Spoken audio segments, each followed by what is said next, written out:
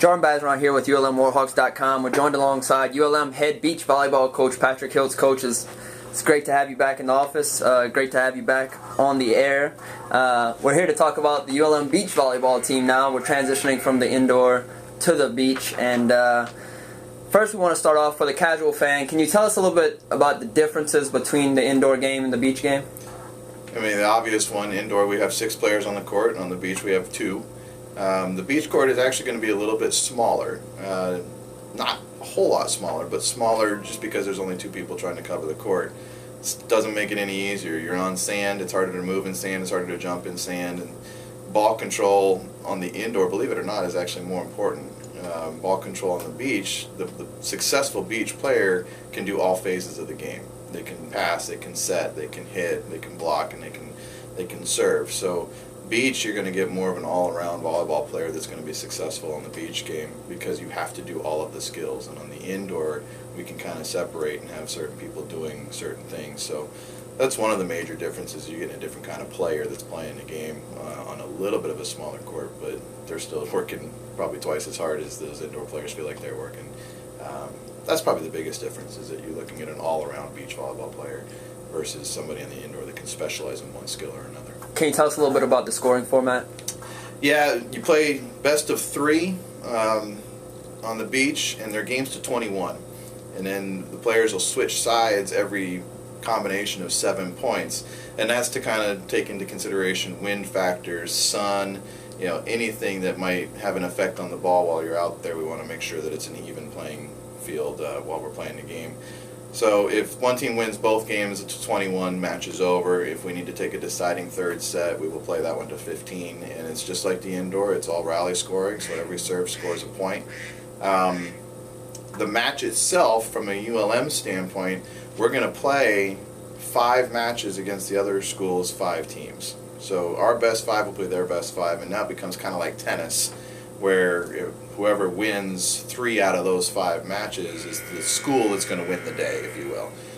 So that's what we're trying to do. We're trying to win 3 out of the 5 matchups that we present to the other team. We can do that on a regular basis. We're going to be in good shape. Now let's go into those matchups a little bit. You have a pretty tough schedule this year. You have 11 top 20 teams, according to Dig Magazine, including 3 top 10 schools in your first tournament in Baton Rouge. What are you hoping to accomplish with such a challenging schedule? The hope with the schedule is that when it comes time to decide who's going to be going to the national championships, we're in consideration because we have one of what I believe the hardest strength of schedules in the country. The flip side of that is the girls have said that they want to be known as being a team that's fearless. And if you're fearless, then you'll take on anybody. And so that's what we're doing. We're not afraid to play anybody. I think we've got the preseason #1 team in the nation, potentially twice. We've got them at least once for sure. And then you mentioned the first weekend. We're going to find out who we are real fast. And we play, I think, number 5, number 8, number 10. And then we open with at LSU, and they're in the top 20 at number 19. So, we get after it right away, and we're going to find out what we need to work on. We're going to find out what we're good at, and hopefully we're going to be one of those teams that's in the rankings pretty soon. Now let's go into your team a little bit. You returned 6 players with experience from last season, including Kaylin Shearer, who actually had a team best 18-2 last year. She could barely lose. She went 12-2 with Taylor Zeski, 6-0 with Claire Crossfield, who are also returning. And then you have Bailey Hoffman, Hope Pollock, and Hadley Swartz also back.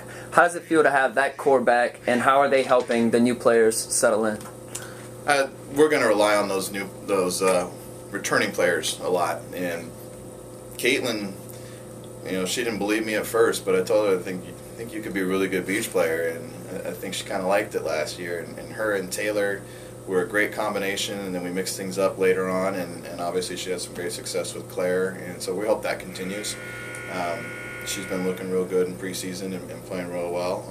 I still think we have some things we can improve on for her, and she knows that, and she wants to keep getting better, and that's good. And that's the biggest thing, is that all of the returners have set the tone for just how hard they want to work. They want to get better, and they want to be one of the best teams in the country. So they've installed that. What's been nice is that the new players that we have an even greater work ethic than the returning players that we have. And that's not a knock on the returners, that's how hard these new players want it too. And so We have a lot of new beach players that have been working since the fall, and they've tremendous strides in how much better they've gotten. I couldn't be happier with the level of improvement that we've seen. So it's going to be neat to see them finally get their feet wet in a real match, and I think they're looking forward to that. Really, we're at a point now where we just want to get started. We've played each other enough that we know what everybody on our team does. We know what all of our favorite shots are. It's tough to play against the same people over and over and over and over and over again. So I think we're all just kind of excited to get going here. Now, you mentioned your newcomers a little bit, but you have 7 newcomers. You have 3 crossing over from indoor. And so how are those crossovers adjusting to the beach, and what dynamics do your crossovers and beach, both newcomers, bring to your team?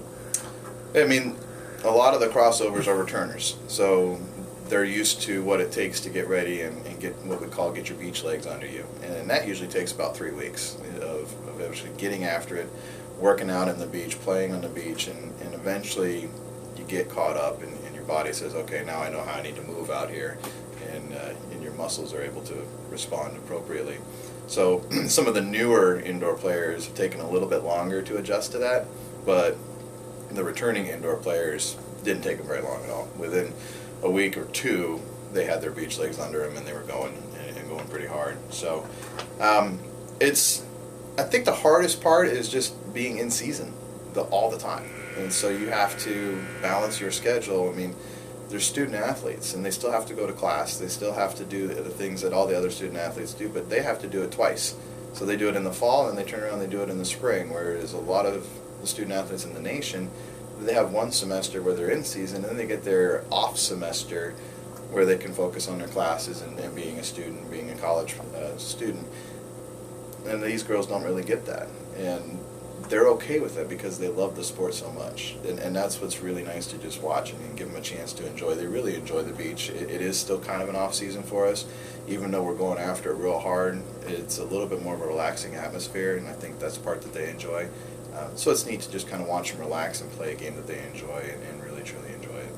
And finally, this is the first year this is an NCAA sanctioned sport. Yes. And they chose Gulf Shores as the site for the national championship. So can you tell us a little bit about what are your thoughts about the site, the location, and what are the criteria for our team to possibly have a shot at it this year? Yeah, I mean, I think we have a shot at it, but to your point, I think Gulf Shores is a great spot. I don't think they could have picked a better spot. I've been there a few times, obviously, when the AVCA held their championships down there, and they do it right. They do it great. That community supports beach volleyball really well. They got a couple of nice hotels and a couple of nice restaurants to hang out, and I'll give a shout out to them. They do a great job of hosting, and I just love the area. I love that to be a spot. I think it's as neutral as we can get for a good spot. If everybody had to go out west, then obviously now you've got the West Coast schools that have a distinct advantage. If we go over to Florida or somewhere in the east, same thing that way. So I think this kind of gives a neutral site where there's not a real distinct advantage to any one school. As far as us getting in, they're only taking 8 teams to national championships. They're going to do 4 from the east and 4 from the west. So we have to convince the committee that's choosing who's going to go that we're one of the best 4 teams in the east. And that means we got to get in front of teams like Georgia State, Florida State, FIU. Basically, the teams we're playing first weekend. We've got to show well, and we might have some wiggle room to have a hiccup, but we're going to have to be able to make up for that later on down the road. So we really need to beat the teams we're supposed to beat, and then if we are losing to somebody, it better be somebody that's in the top 3, top 4.